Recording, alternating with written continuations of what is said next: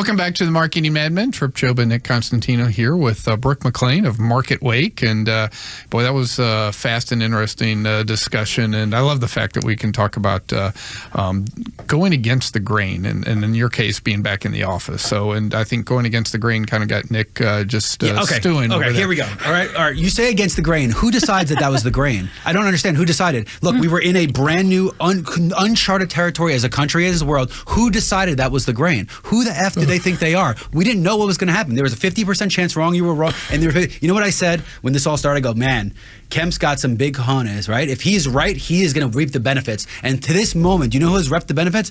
We have, Georgia has, as a group, this company from not closing. That's the benefit of going against the grain most of the time. You know the crazy story? For all it's worth, my family's all from New York. My dad ran a hospital. I would sit there. They'd be looking at me. I cannot believe you're going to work. How dare you? I go, there's nobody in the Battery. This is the safest place I can be. I do all this stuff, live my life. I fly to New York. Guess where I get freaking COVID? From my punk sister-in-law, who's an attorney and higher than thou. That's who I get COVID from. And I come back to Atlanta with COVID. So no one knew what was happening. So who decides what's the norm in the status quo? So that's what pisses me off. Thanks, Nick, for your political commentary. I didn't say a thing about politics. I didn't say you one didn't, word you about did politics. not. You didn't say one thing. One word about. Now, let's get us back on track. I will do it this time, Trip, instead of you. So you spoke about a group of 7 CEOs. Yes. And you talk about how we're trying to get, you guys are working to get that rising tide to lift all the ships. Here's my question. It's a fragmented market. There are bad actors, and I don't mean it in the usual way, but there are people that their own agendas are screwing up the progress that the industry can make. How do you get the messaging from you 7 CEOs out? How do you get your messaging out? Because one of the things I find ironic is most marketing agencies don't do a good job marketing themselves. One, because the mechanisms aren't built there. 2, just because it is not B2B's job traditionally to market. It's changing. But how does that group of 7 CEOs, like, for example, I am in marketing. I have 12 people that work for me in marketing. Nobody's ever heard a word from you or your CEOs. That's not a bad thing. That means there's open, but how do you get your messaging out? Because one of the things I found about the marketing industry, and I have to choose my words wisely here because I have a very descriptive word that I'm not allowed to use, but it's just a bunch of people in the same industry smiling at each other and telling each other how awesome they are. That's all the industry is. Every award I go to, everything is just a bunch of people in a room, the same people saying, you guys are awesome. We do awesome work together. That's the whole thing. So how do you get the word out of you and your CEO cohort? How are you getting the word out for yourself? And then we will talk about how you're differentiating your agency. We're selective. So people ask me that all the time, and I think that the answer could be, hey, we are doing ads and we're doing conferences and we're doing speaking, we're doing radio. Yes, but I think that the best agencies are just as selective with the brands that they work with as the brand should be about the agencies that they work with. And so the agencies who say we want to grow really, really fast, great, that's awesome. And yes, you need to do excellent work. I also think that there's a relationship component. And if you are being very selective on the brands that you're working with, as you know that they are with you, you actually have a little bit more control of your growth and your message. I don't necessarily want everyone to work with MarketWake. I don't think that we're the right fit for every single client or brand out there. And so some of it is a little bit of a slower roll where I think that B2C companies, their job is to get volume, and B2B companies, there's a lot of volume play there. And for agencies, I think that there should be a little bit more of selective and meaningful growth outside of just, we want to grow for the sake of growing. And when that happens, you're not taking advantage of your brands the same way because you're not always looking for that upsell. You're not always looking for that expansion. You're trying to figure out what does it look like for us to grow meaningfully, because it is also from a resource perspective. Agencies lie to you if they say that they can take on any client at any time, at any point. They cannot. They do not. Unless they got a bunch of 1099 employees who then are not really invested. They're not really in. They're not doing the. They're not really or they're shipping it overseas, which I've seen happen time after time and after that time. crumbles every single time. Or they're using AI and saying that it's real manpower, even though AI is doing it crappier in 10 seconds versus 2 hours, but there's no oversight. There's always a reason. We only onboard clients the 1st and the 15th of the month. I mean, we have a rolling basis to say, who are we bringing on board and what does that look like? So we have not prioritized everyone needs to know about MarketWake because we want to have a little bit more control over who knows about MarketWake and when. Do you talk to your good clients and ask them for referrals for like type brands? Yes. Not in their space, but like-minded things. I mean, that's all the perfect. Time. It's perfect. Yeah. And we do have some very nice incentives for them. Yeah. And that's important because we want to take care of them, whether it's for their business or them personally, when they do give us those referrals, because that is the greatest honor if they're referring us over. But yeah, I mean, we're actually taking the model where we're a little bit more selective on who we work with. I mean, we're a 16 almost 70 person agency. So one of the things it's very comparable to how we do business at this radio station in this group. The other side of marketing. But you know how many clients I say no? Right. Do you know how much power you have by saying no? Because what happens is that the simple answer is the reason I'm saying no is because some other schmuck will say yes. And what does that mean? Well, some people eat 99-cent shrimp cocktail and some people don't. We charge this price because we have the demand to justify it. And if you give me less money, I'm leaving money on the table that somebody else will pay me a higher amount. That's how supply and demand is work. Another problem with this freaking country, by the way, we know nothing about economics or supply demand. Once you can apply real supply demand principles and stifle your own supply to build demand, the world is pretty easy. One credit away from being an economics minor. Oh, good. Say I'm an economics major. Oh, but fantastic. But no, last week, multiple times, we tell clients, we may not be right for you. Yep. And I get that asked, pisses them off, though, in a good way. Well, and then I get someone who goes, I get someone who's looking at an acquisition who goes, I really want this data, and he goes, but I'm not at the stage I'm willing to pay anywhere near that amount for. I said, well, I understand that, but when you're ready to get there, come back to me. This is what we charge. I'm like, I'm not going to give you this for nothing. That's the price. Then the data isn't worth anything. That's it. That's the price versus value conversation. And then this is where the economic model kicks in, and it bites these brands in the ass because they want a lower model and they want cheaper prices, and then that means we have to hire lower level. And when it fails, then they have to hire you to fix it, and then come in and do what you should have done in the first place. And the greatest gift a mentor told me was, it is the most powerful thing that you can do to say no in building a business. And I have carried that through all the way. There's a lot of advice that I have not taken, but that really stuck with me. So that being said, it is if you either have to start your business saying no or do a full transitional shift into saying no, because you can't start saying yes and then give a little no and then a little yes. It has to be in the ethos of the company. And most of these agencies at this point are so desperate for business that they're not in the business of saying no anymore. And it is so obvious. The ones you meet with people, I can tell in the first 15 minutes of meeting, and not with a low-level person, with a media director or higher, if they are that kind of agency, that it just needs the business, because they think that one client will just fuel the growth and it will be perpetual. And honestly, I've seen the other side of it. When you lose that big client, when you lose that $100 million client, what happens? The whole industry it implodes. It has to go bye-bye. So I've seen both sides of it. And that's one of our rules, is no one client can be more than 15% of our total revenue. Yeah, and that's concentration hard. risk. That's hard. Yeah. It's really, really hard. It's very motivating. That's not to say we won't take on these very, very huge clients, but then it's motivating for us to say, all right, we need to go get another one to balance this out, and we need to make sure that it's not going to sink. It's diversification. So we've talked about your culture and kind of your vision and strategy. Let's talk a little bit about MarketWake and what makes you different and how you help clients. I heard there's an acquisition in here. I know we teased it earlier, but there's an acquisition that really helped. And I think, talk about MarketWake, but also why your eyes were opened by that acquisition opportunity. We are a brand strategy and performance marketing firm. That's really our focus. And the reason why we are both is a lot of people really focus on the performance marketing side, and that's great, but you have to say, what are you performing against? What is the story? What is the creative? What is the message? And so the brand strategy comes in to say, okay, what does the top of funnel actually look like? What is the story? Does the brand have a story worthy to telling? Is there something that we can use to actually convert? And so both sides of those are very important. We actually look for a lot of math majors, and a lot of people hire in marketing communications, and that was my background, so there's nothing wrong with communications. But what we're finding is that you really have to have a level of comfort in data and analytics and storytelling with data and analytics, especially with the rise of AI, being able to produce content and content quickly. There has to be kind of an X factor. And so one of the X factors that we're looking for is to say, okay, how do we find patterns in data that make it very actionable? And I think that's one of the reasons. We're a 6, almost 7-year-old agency since the time we launched, and a lot of our clients have been with us for 4+ years, and we've grown with them. Some clients started very small, and now they're 20, 40, 50 million dollars and have been acquired, and so those are the success stories that we like, is because we are able to grow with them at every phase and to kind of retell their story. It's like any celebrity out there, right? You have to reinvent yourself. Brands do too, and they forget that. Yeah, I think you bring up a really good point, and then we talk about this often about AI. People have misconceptions of how this works, right?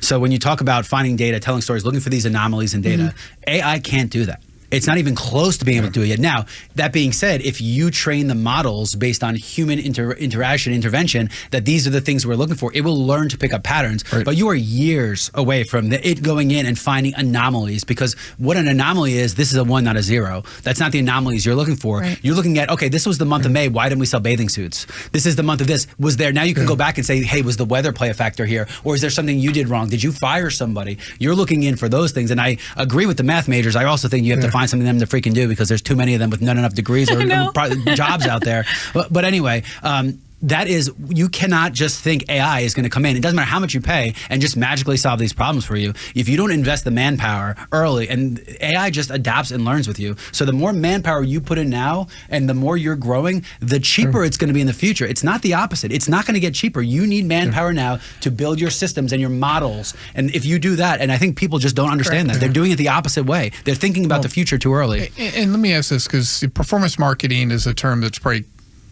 come up in the last 5 years, give or take, right? And I think a lot of people think of it as, okay, it's the data and telling us how we performed. Totally historical.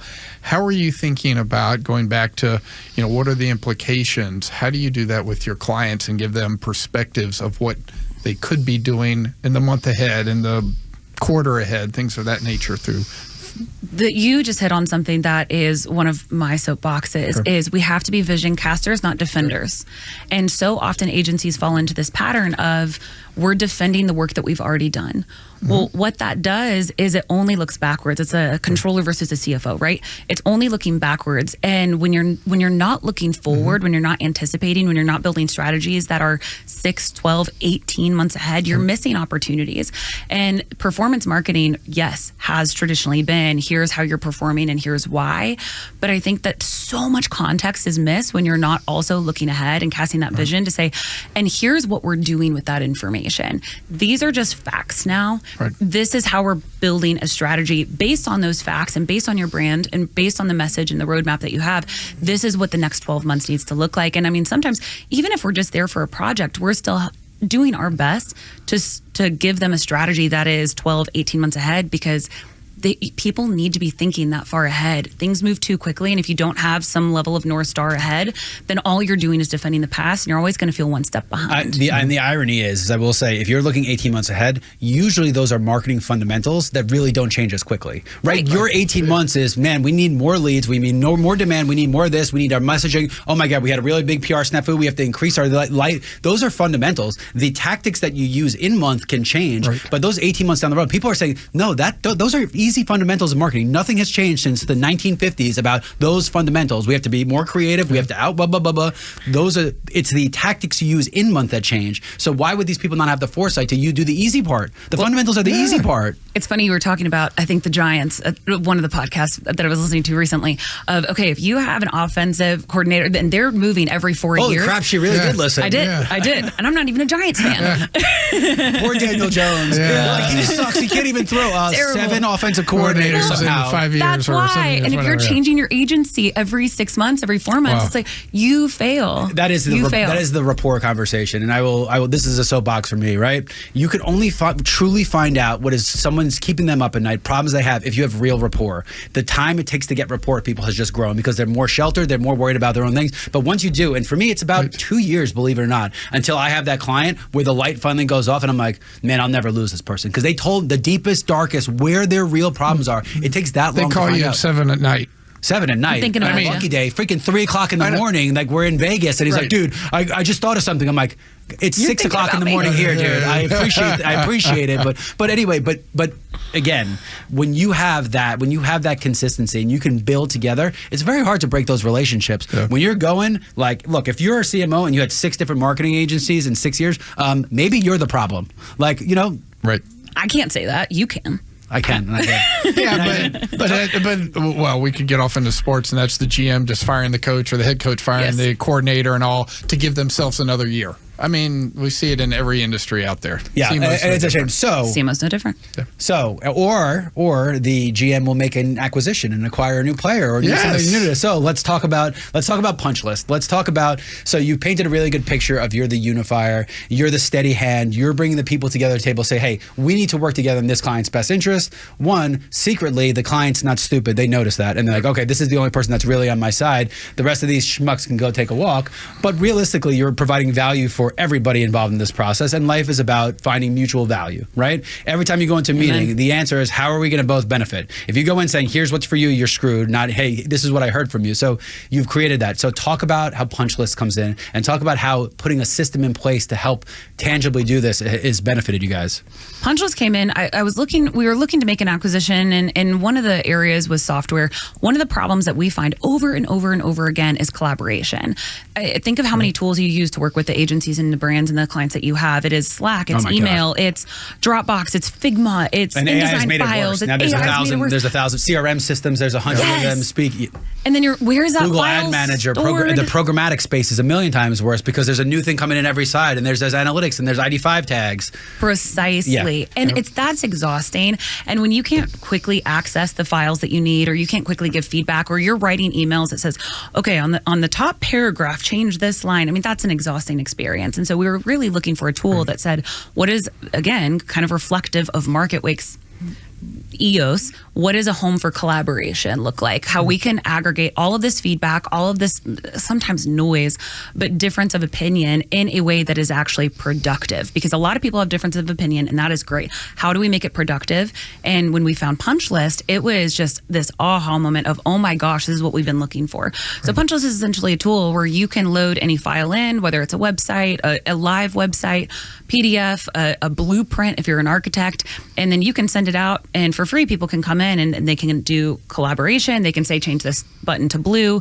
Let's change this header, upload a photo. I would like to replace this photo. Everything is there. It integrates with project management tools. So I could go on and on about this tool. It was fantastic. Going through our first acquisition from a service company to a software, that's a story for another day, because that was quite the learning curve and adoption. But one of the things that we found that we love about this is it has removed 4, 5, sometimes 6 different tools in our collaboration process, because everything's there. There's also receipts, which as an agency is important. No, you did actually ask this to be blue, and we can prove it right here. But it also is asynchronous. Everyone is on different time zones. Everyone works at different times, sometimes morning people, sometimes night people. Because it's asynchronous and you can collaborate at once, it makes all of our revision processes easier, and people can hop into this tool whenever they want to and give their feedback. It's fantastic. We've actually found contractors, designers, interior designer, they're using it even more than agencies. So how do you deal with, and collaboration is great, how do you deal with who has the final decision? Sometimes you have too many cooks in there, so. You do. And a lot of that is honesty, to say, hey, you might know your brand and your product the best. We know conversion the best. So where can we take your best and our best and find a middle ground? Because here's where we don't feel like you should compromise. Yeah. And that's your job, I think, is to say in the end who's making final decision before you start this process, right? There's some places democracy shouldn't exist, right? Have you ever been on the board of an HOA? Democracy shouldn't exist. 80-year-old women who are just looking for something to do shouldn't be able to make decisions for an entire group of people that are trying to. Besides, my mailbox has a number off of it right now, and I will not hear the end of it. Oh, that's over. That's over. But you have to establish who's making that final decision. You can give all the inputs. Somebody has to make that decision. So many of the companies have problems with that, right? Here's all the inputs. Somebody's got to make that decision. Otherwise, what's the point of doing all this? My question, one of the things I think is it's agnostic, because one of the biggest problems, like Microsoft offers a tool like that, but you know what? It makes you use all Microsoft stuff. And God forbid you bring Google into the fray, into a Microsoft thing. It'll purposely scramble so just to screw you. That's another problem with these AIs now. They're all trying to capture them to send the results back to themselves. So Microsoft has it, and it's like, Word is the best tool for this. Of course it is. It's like, I tried. That is 20 years behind what I want. So it's agnostic. So you're allowed to put these systems in place to really capture everything that's going on in there. And you as the agency now, realistically, it is benefiting you, the clients, the people, not the companies that are making these tools, which is important. It's important to delineate. I think receipts are important, but also that agnostic is really important. The agnostic is so huge. It really is, because everyone has a different suite, especially especially agencies, everyone has a different tech stack. And that was one of the things when we were looking for an acquisition is we didn't want something tied to Salesforce. We didn't want something tied to Microsoft. We didn't want something tied to Google even, because every single client that we work with has a totally different tech stack. It had to be standalone and it had to work nicely with all of those. So the integrations are fundamental to making this work. And it's completely agnostic of all of that. So, and I think that's one of the reasons why it's so easy to use. We're finding contractors and developers in a very different space than what we work in. They're adopting it and so you fast. license, so you bought it, so you're licensing it. So anybody can have access to it, and it's flexible it to starts build. at $19 a month. Wow. Yeah. It's very accessible. Very well, cool. You know that's what they do. They give that free trial way to get you hooked, and then you forget it's on your credit card for a little while. We know that model. I feel like why you did. You've done, as long as they don't start selling multiple subscriptions, I still got to go back and fix my McAfee. I've got 3 different charges. It's like you've dated yourself a little bit. I don't think anyone's talked about McAfee other than the guy that's sitting there with a wife beater on television. A McAfee for a while. So let me ask you this question to close out. So one of the things that I think smart business owners do is they take upfront costs and they amortize them over time. And what it sounds like you're doing is you're seeing that the future is there, so you ate the cost up front of taking this acquisition on, saying this will only help in the future. And it sounds like you bought a tool that has the ability to grow and scale with you. Am I right in saying that? Was that your thought process here? And what do you think the future benefits will be? That's absolutely right. It's an investment, and also we're bootstrapped. We've never received outside funding. We have no debt. We have never received any VC money, and so this was a huge deal for us to say, hey, is this something that we feel comfortable taking on? Can we fund it? Can we invest in it? It's not going to make us money maybe for the next 12, 18 plus months. But even when it does, it'll be hard to quantify on how much money it makes. Like, how are you going to quantify? Yes, that tool may have been the reason that this deal was done. Can you really toss it up? So how are you going to quantify? It makes it hard. It makes it really hard, and it's a totally different group of people that now we're managing. Okay, we've got the software people who are focused on the singular product, and then we have our services people who are focused on serving. But yes, that's exactly it. I think that in any acquisition, if you are not realistic about the fact that you are going to lose money for a little bit, that this is going to be an investment, you're probably not ready for an acquisition. And so this is one of the things that we decided as a team, all right, we're ready for this, we're going to invest in it, and we believe that it will help people. We believe that it will add value, and we believe that it is in line with who MarketWake wants to be in the future. Now, I think that Punchlist has the opportunity to really become a standalone tool over time, to say it's going to add on features, and I think Punchlist for this could be its own entity. But for right now, it's really just to aggregate the feedback that we're getting from so many different of our clients and to make it smoother. What this tool would be for the masses is still similar to the tool you need for yourself. Yes. Yeah, it brings everything together, and that there are not platforms that do that. If you look at the world, we're a divisive world right now. It's about breaking people apart, not bringing anything together. So I commend you for it. But if there's companies out there that want to know about it and not necessarily don't need an agency today, sounds like it's available. It's available. You don't need to talk to us. Yeah. Go straight to that. So Punchlist. Punchlist.com. That's simple. All right, you know what? Okay. Throw out how people find you in MarketWake, because we're going to have some fun with the last segment. We're going to catch you off guard a little bit. Oh, man. Well, you can find me at MarketWake, MarketWake.com, and then LinkedIn, I think Brooke MacLean. I think 3 names there. Okay. And if you want to reach out to me in email, it's Brooke at MarketWake.com. Yeah, love it. And I will say, if you're listening and you're enjoying the conversation, please listen, subscribe, leave a review. It's the best way, especially for the podcast, just to spread the word. We're trying to do good work out here. The marketing world needs some help. We're too fragmented. We're not having conversations that lift the tides that lift all ships. So give us a listen, like, subscribe, keep listening to the radio station. You've been listening to Marketing Madmen on Extra 106.3, and we'll be right back for the final session.